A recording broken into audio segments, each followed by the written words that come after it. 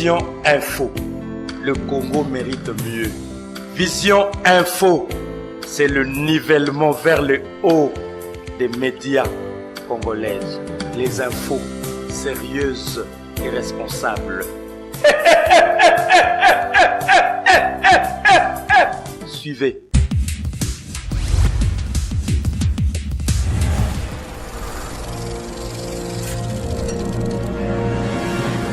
Vision d'Afrique Production, un regard net sur l'Afrique. La maison de production Vision d'Afrique, avec son personnel professionnel, satisfait tous vos besoins.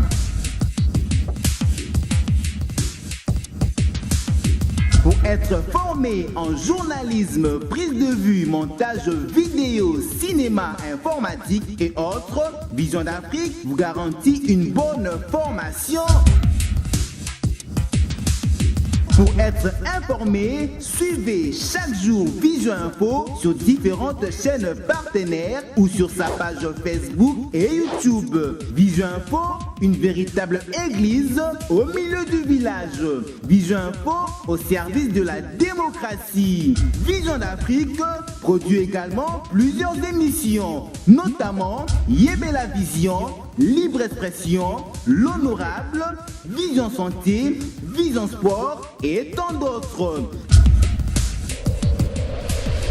Vision d'Afrique vous offre également un travail de qualité pour vos panneaux publicitaires, installation sur banderoles et t-shirts, les habillements de vos émissions, chaînes de télévision. Vision d'Afrique assure pour vos tournages et réalisations des clips, théâtre, cinéma. Vision d'Afrique assure pour tout contact.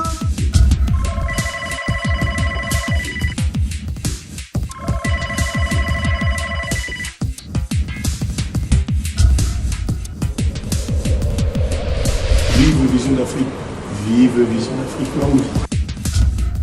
Vision d'Afrique assure.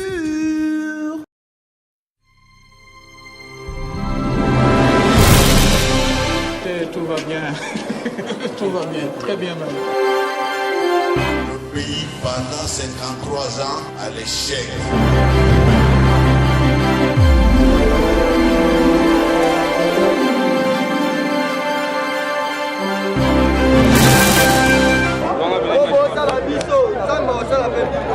biso atuto to memaka basete mpo babeta yesu na ekulusu toyebi te.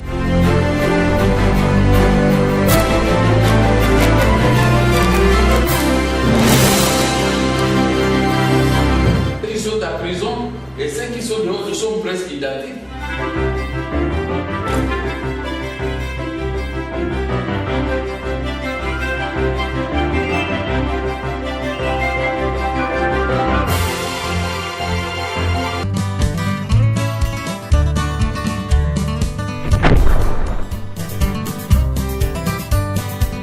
Chers parents, ceci vous concerne. Situé à Météo, sur l'avenue de l'école numéro 3, dans la commune d'Ngaliema, le collège moderne Le Figuier est un cadre idéal pour la formation intégrale de l'enfant. Des salles de classe ultra modernes, un enseignement de qualité dispensé par de meilleurs professeurs nationaux et internationaux.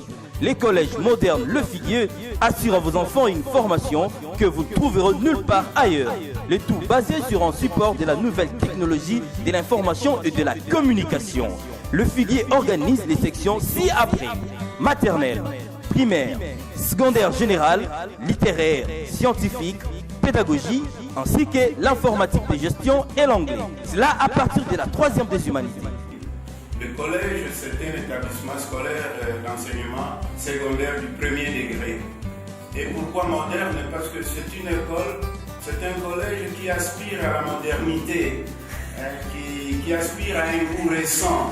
Parce que pour la République démocratique du Congo, des goûts récents, c'est la vision de la modernité, du développement, de la modernité prônée par le président de la République. Le place étant limité, chers parents, n'attendez pas. Les inscriptions se prennent à partir du lundi 19 mai 2014 de 8h à 15h.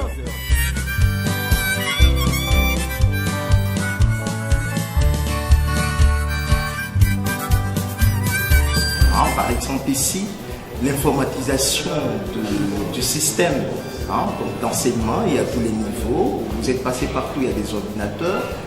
Tout le personnel utilise au moins l'ordinateur ici, y compris même les enfants qui vont venir depuis l'école maternelle. On pourrait ainsi dire qu'avec les défis de la modernisation, nous devons vraiment avoir un matériel adapté. Et aujourd'hui, quand on ne maîtrise pas, on ne connaît pas l'ordinateur, on n'en fait pas l'usage, on est comme un analphabète.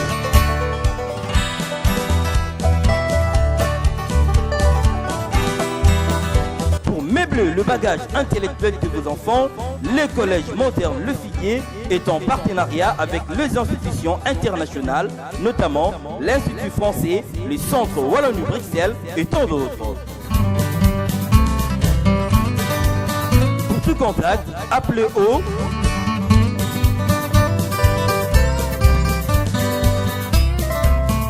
C'est une école de votre rêve, c'est une école du rêve des parents qui viennent nombrer pour faire instruire leurs enfants.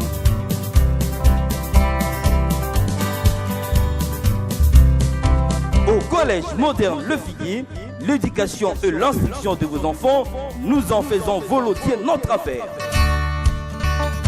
Bon week-end à toutes et à tous, mesdames et messieurs. Merci de votre fidélité à Vision Info. Le président de l'Assemblée nationale, Aubin Minakou, a échangé avec la diaspora congolaise au Canada sur la situation globale du pays. C'était lors de sa participation au sommet parlementaire des pays francophones. Plus de détails dans cet élément. Samedi 5 juillet 2014, nous sommes devant l'ambassade de la RDC au Canada à Ottawa. Dans la salle des conférences, le membre de la diaspora congolaise, toutes sensibilités confondues, sont représentées. 18h30 local, le président de l'Assemblée nationale, Obemina Kundialandioko, accède dans la salle. Dans sa communication, le speaker de la Chambre basse du Parlement congolais a abordé toutes les questions sans détour. Les explications sont claires sur la révision constitutionnelle.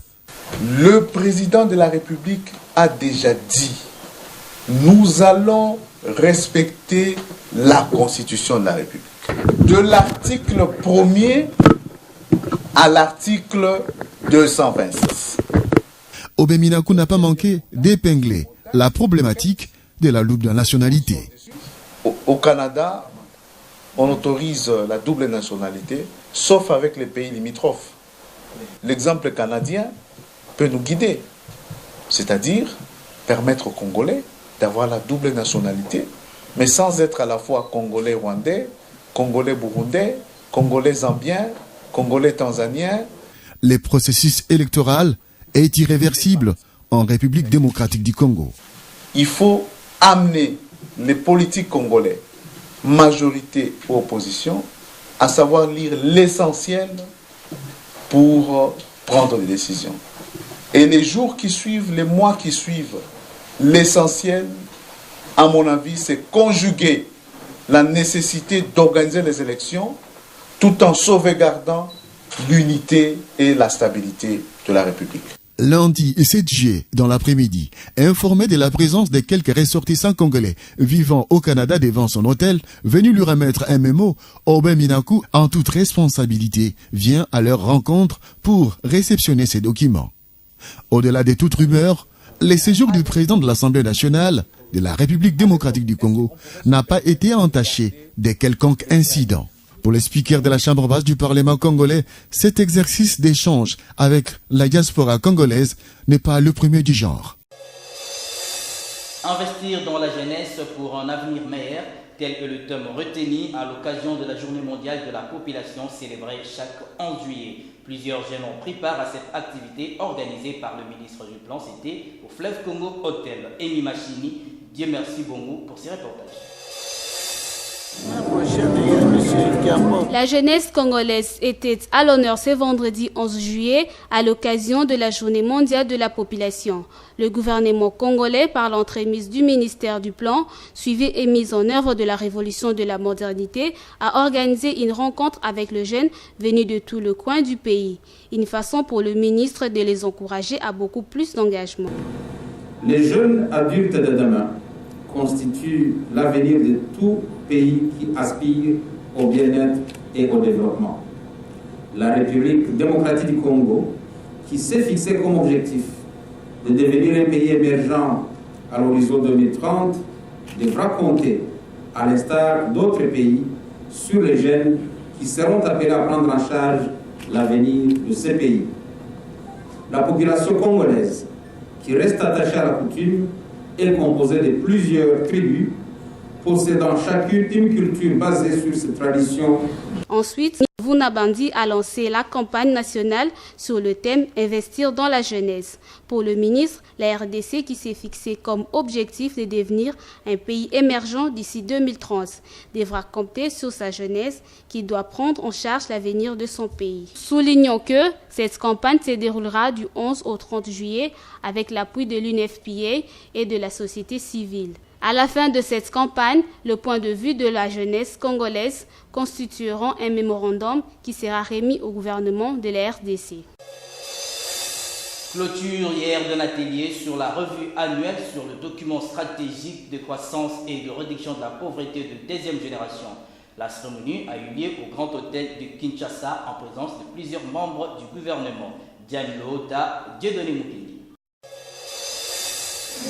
C'est le ministre du Plan, suivi et mise en œuvre de la révolution de la modernité, Célestin Vuna Bandi, qui a procédé à la clôture des activités sur la deuxième revue annuelle du document stratégique de croissance et de réduction de la pauvreté des deuxième génération et du programme d'action du gouvernement. Ces activités ont servi de cadre de concertation entre le gouvernement, les partenaires sociaux, les secteurs privés ainsi que le partenaire technique et financier.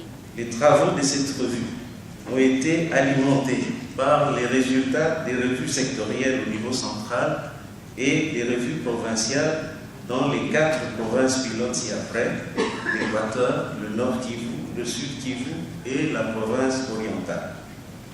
La première journée de travaux a permis de passer en revue l'exécution du DCRP2 et du programme d'action du gouvernement dans les 9 secteurs prioritaires suivants, à savoir les secteurs sociaux de base pour ce qui est de l'éducation et de la santé, les secteurs productifs pour ce qui est de l'agriculture, développement rural, environnement, mines, hydrocarbures, et des secteurs d'appui au secteur productif, à savoir les infrastructures, les transports et communications et l'énergie. Deux résultats encourageants ont été enregistrés dans le secteur de l'éducation, santé et de la parité genre. Cependant, le fruit de la croissance ne sont pas encore perçus par les populations congolaises, dont 63% vivent encore sous le seuil de la pauvreté. Signalons en passant que le défi à relever reste immense pour briser les cercles vicieux de la pauvreté chronique et engager le pays sur la voie du développement humain durable. Les abus perpétrés par le casque bleu de la MONUSCO ne resteront pas impunis. C'est ce qu'a fait savoir un haut cadre de la mission onusienne en République démocratique du Congo dans une interview accordée à la presse. Prince Moulela, chef papa. Les abus attribués au casque bleu contre les populations civiles ces dernières années de façon générale avaient baissé sans supplément. Mais au début de cette année 2014, il y a eu une légère augmentation, a fait savoir Moustapha Soumaré, représentant adjoint du secrétaire général des Nations Unies. De façon générale, l'équipe de la section de conduite et discipline nous a fait savoir que les abus attribués au casque bleu ces dernières années, de façon générale, avaient baissé sensiblement et qu'au début de cette année, il y avait eu une légère remontée. Mais cette question est en train d'être monitorée, d'être suivie et des mesures drastiques. Vous savez qu'au niveau non seulement des Nations Unies, mais aussi au niveau de M. Martin Kobler, qui est le représentant spécial du secrétaire général ici en RDC, il y a une tolérance zéro contre les abus faits par les agents de la MONUSCO et les agents des Nations Unies contre les populations civiles. Et cela est réprimé de façon avec la dernière énergie, si l'on pouvons dire. Et donc, ce dossier, comme les précédents, vont être suivis, mais il faut dire de façon générale, comparé à la MONUC où il y a quelques années, de façon générale, on a on a légèrement observé une baisse sensible des accusations commises par les casques bleus et les civils de la MONUSCO. Signalant que les personnes incriminées vont faire face au système de répression interne des Nations Unies et vont être condamnées. Et à noter qu'une enquête a déjà été ouverte à ce sujet. La communauté Tekeumbu de Kinshasa remercie le chef de l'État pour la reconnaissance de leurs droits de jouissance des terres. C'était à l'occasion du lancement des travaux de construction de leur centre culturel.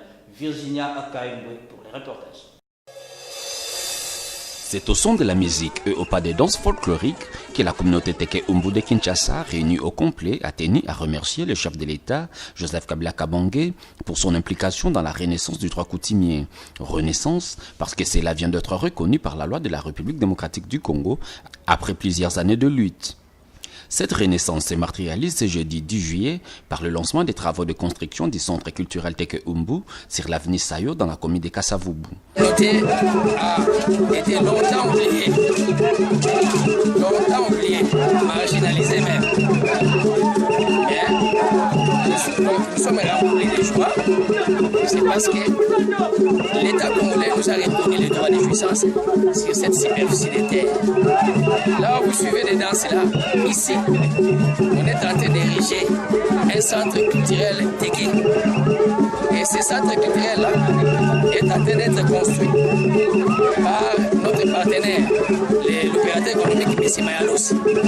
Ce centre culturel vise à conserver et à mettre en valeur la culture Tekeumbu qui est en voie de disparition. Nous n'avons pas une localité d'objet, nous n'avons pas une adresse, mais cette fois-ci, l'État congolais nous a reconnu l'adresse. Donc si nous allons commencer à parler, voilà l'endroit, voilà l'adresse que l'État congolais nous a donné, que nous puissions ériger ces centres. Raison pour laquelle toute la famille contente pour manifester leur joie vis-à-vis des magistrats suprêmes à qui toutes les décisions judiciaires sont exécutées en son nom. Raison pour laquelle vous constatez ces groupes folkloriques. En outre, la communauté Tekeumbu a réitéré son remerciement au chef de l'État qui a reconnu leurs droits de jouissance sur cette portion de terre qui les a réunis et qui abritera leur centre culturel. Nous vous proposons à présent l'invité de cette édition du journal, Gabriel Mokia. Il est interrogé par Jean-Jeff Mwanza.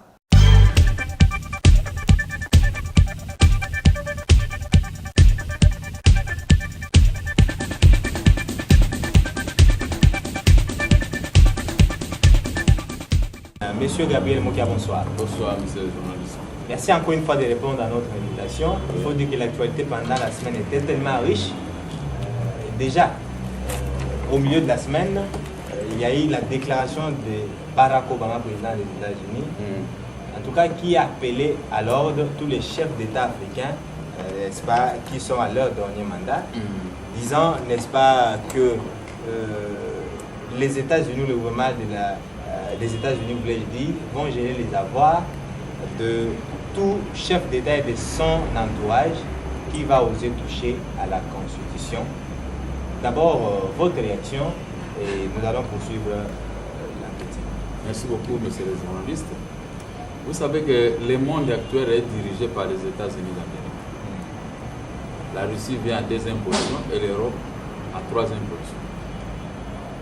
Si l'Amérique décide de gérer les avoirs des présidents tétis et qui pillent les pays africains, moi je crois que c'est une bonne chose, à condition que les États-Unis puissent rester dans sa position jusqu'à l'aboutissement de sa décision. Parce que si on va continuer, les chefs de l'État, quand ils sont au pouvoir en Afrique, c'est comme si c'était un terrain coquille, où on peut faire n'importe quoi. Un chef de l'État qui doit avoir 33 milliards de dollars, tandis que l'économie, le budget de son pays est qu'à 4 ou 3, 2 milliards de dollars. Et il commence à faire semblant. C'est un journaliste qui a parlé de ça. Est-ce qu'il a dit je ne cite personne. Je vous en prie. Moi, je ne cite. Je parle des chefs d'État ici en Afrique. Où est l'argent de Kadhafi? 200 milliards de dollars, l'argent de la Libye. Je crois qu'on n'a jamais vu ça. Mais plusieurs chefs d'État au pouvoir en Afrique, ils s'enrichissent.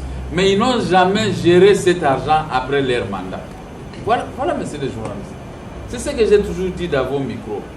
Les dollars que vous volez, ce sont les dollars des Américains. Si l'Amérique décide que je démonétise tout ce que vous avez pris comme dollars, vous n'allez pas les utiliser, Même là où vous avez casé ça dans des banques, ce sera démangé. Cet argent va retourner aux États-Unis. Alors, à condition que Obama respecte sa parole. Parce que trop, c'est trop. J'ai vu certains porte-paroles, comment ils sont tentés de se pulmoner pour porter des démentis. C'est le problème. Mais ce qui est écrit, ce sont des États-Unis. Nous ne pouvons pas nous mêler là-bas. Sauf qu'à la dernière minute, si moi j'ai gagné les élections, je vais mettre mon nez là-bas pour vérifier qui a pris l'argent de l'État. Obama qui parle des chefs d'État qui sont fin mandat, mais ce qui est curieux, c'est qu'il demande, n'est-ce pas, à la présentation aux sénateurs, au Congrès bien sûr, de pouvoir traiter avec urgence, en urgence, vais-je dire, la question de la République démocratique du Congo. Pourquoi s'intéresse tant à la RDC? Non, parce que trop c'est trop. Il y a des combines à la République démocratique du Congo. Il y a des gens qui sont ici au Congo qui sont en complicité avec le Rwanda et l'Ouganda pour piller le pays et pour continuer à garder les rebelles ici à la République démocratique. Nous ne voyons pas ce que les États-Unis voient. Mais il faut aussi dire que c'est Bill Clinton qui avait commencé cette affaire. Beaucoup ont des entreprises ici qui pillent la République démocratique du Congo. Mais s'ils vont faire l'amende honorable d'aider les pays à avoir des milliards de dollars pour son développement, tout en arrachant aux gestionnaires ce qu'ils ont pillé au pays, moi je crois que ça c'est bon. C'est bon. C'est bon. Quand on a travaillé, on est chef de l'État, on ne peut pas quitter ces postes avec 10, 15, 20 milliards de dollars dans ses poches. Alors vous laissez un grand trou dans votre pays. Un chef d'État, c'est une personne qui a un salaire. Un chef d'État peut avoir aussi, peut créer des entreprises. Un chef d'État pour atteindre 20 milliards de dollars. S'il y a des individus qui peuvent amasser d'argent parce qu'ils ont des entreprises, pourquoi pas un chef d'État? Il doit atteindre jusqu'à 15-20 milliards de dollars. Ça, c'est le du vol. Quel est le salaire d'un chef d'État? Gabriel Mouk a souvent vanté sa richesse, sa fortune pendant la Deuxième République. En tout cas, si vous étiez juste un commerçant, vous avez atteint ces millions de dollars, pourquoi pas un chef d'État? En RDC, je ne peux pas imaginer qu'un commerçant peut atteindre 10 milliards de dollars. Sauf ceux qui pillent la Gécamine. Oui. Ceux qui ont pillé la MIBA, c'est-à-dire de prendre tout ce qui est à Gécamine, les envoient ça en Zambie, et tout ça, là, ils peuvent atteindre facilement 10 milliards de dollars. Mais ça devient de l'argent volé. Vous étiez gouverneur, pourquoi atteindre 10 milliards de dollars? Comment est-ce que vous avez fait pour mettre dans vos comptes privés 10 milliards de dollars? Ça, c'est l'argent de la République.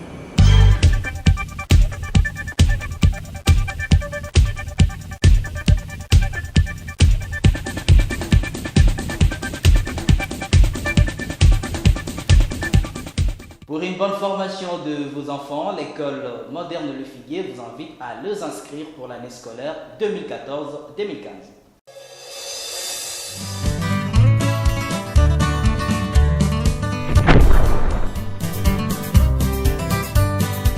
Chers parents, ceci vous concerne. Situé à Météo, sur l'avenue de l'école numéro 3, dans la commune d'Ngaliema, le collège moderne Le Figuier est un cadre idéal pour la formation intégrale de l'enfant. Des salles de classe ultra modernes, un enseignement de qualité dispensé par de meilleurs professeurs nationaux et internationaux. Les collèges modernes Le Figuier assurent à vos enfants une formation que vous ne trouverez nulle part ailleurs. Le tout basé sur un support de la nouvelle technologie de l'information et de la communication. Le Figuier organise les sections ci-après: maternelle, primaire, secondaire générale, littéraire, scientifique, pédagogie, ainsi que l'informatique de gestion et l'anglais. Cela à partir de la 3e des humanités. Le collège, c'est un établissement scolaire d'enseignement secondaire du premier degré. Et pourquoi moderne? Parce que c'est une école, c'est un collège qui aspire à la modernité, qui aspire à un goût récent. Parce que pour la République démocratique du Congo, le goût récent, c'est la vision de la modernité, du développement, de la modernité prônée par le président de la République. Le place étant limité, chers parents, n'attendez pas. Les inscriptions se prennent à partir du lundi 19 mai 2014 de 8h à 15h.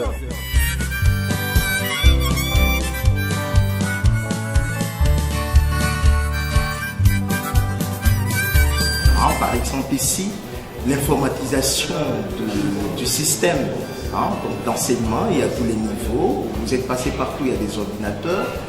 Tout le personnel utilise au moins l'ordinateur ici, y compris même les enfants qui vont venir depuis l'école maternelle. Comme pour ainsi dire qu'avec les défis de la modernisation, nous devons vraiment avoir un matériel adapté. Et aujourd'hui, quand on ne maîtrise pas, on ne connaît pas l'ordinateur, on n'en fait pas l'usage, on est comme un analphabète.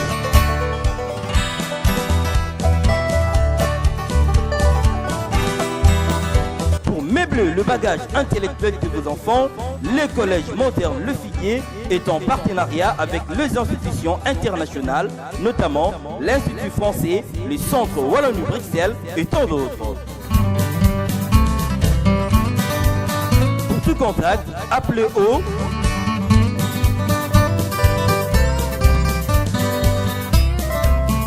C'est une école de votre rêve, c'est une école du rêve des parents qui viennent nombrer pour faire instruire leurs enfants.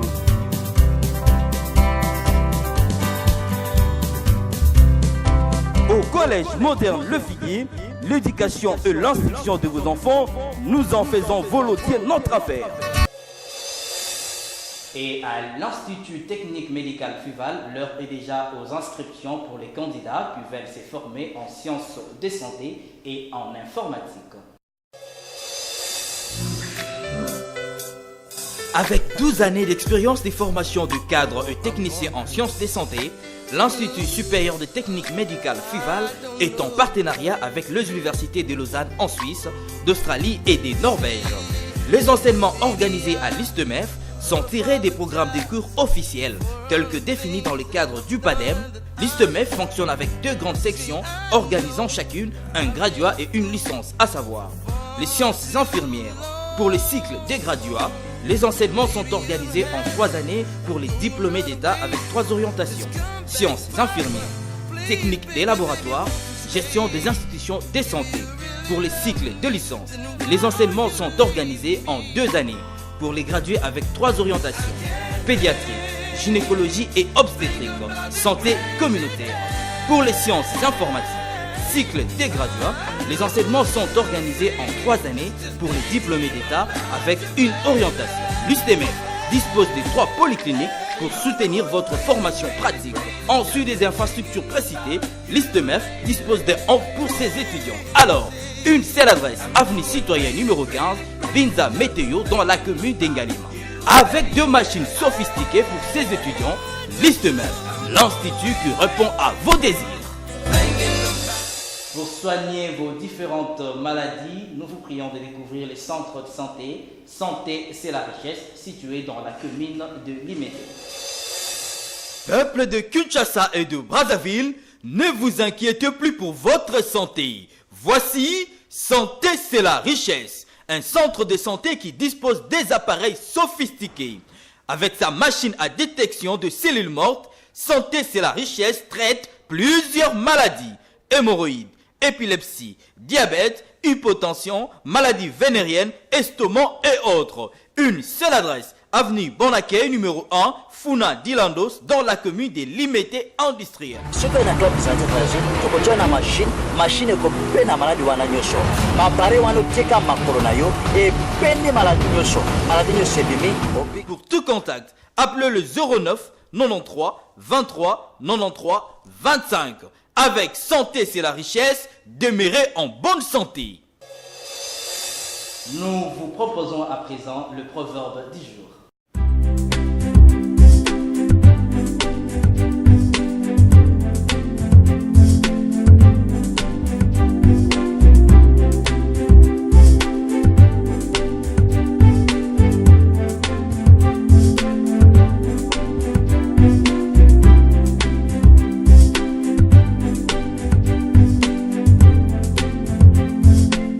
C'en est fini, mesdames et messieurs, pour ces téléjournaux. Merci de l'avoir suivi. Ces remerciements sur le nom de toute l'équipe rédactionnelle qui a concouru à sa réalisation. D'ici là, portez-vous bien et très bonne suite de programmes sur nos chaînes partenaires.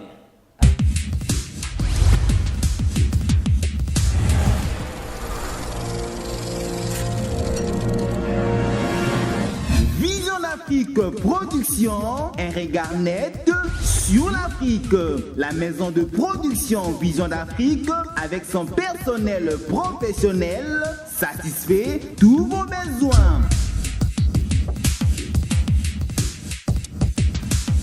Pour être formé en journalisme, prise de vue, montage vidéo, cinéma, informatique et autres, Vision d'Afrique vous garantit une bonne formation. Pour être informé, suivez chaque jour Vision Info sur différentes chaînes partenaires ou sur sa page Facebook et YouTube. Vision Info, une véritable église au milieu du village. Vision Info au service de la démocratie. Vision d'Afrique produit également plusieurs émissions, notamment Yébé la Vision, Libre Expression, L'Honorable, Vision Santé, Vision Sport et tant d'autres. Vision d'Afrique vous offre également un travail de qualité pour vos panneaux publicitaires, installation sur banderoles et t-shirts, les habillements de vos émissions, chaînes de télévision. Vision d'Afrique assure pour vos tournages et réalisations des clips, théâtre, cinéma. Vision d'Afrique assure pour tout contact.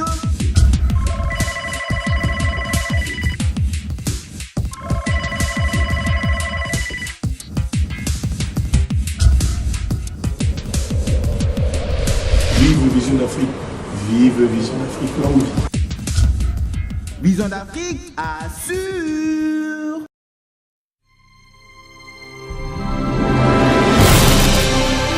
Tout va bien.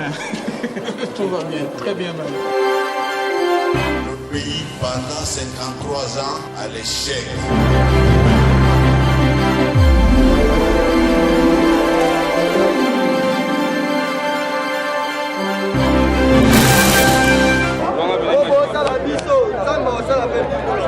biso atuto to memaka basete mpo babeta yesu na ekulusu toyebi te.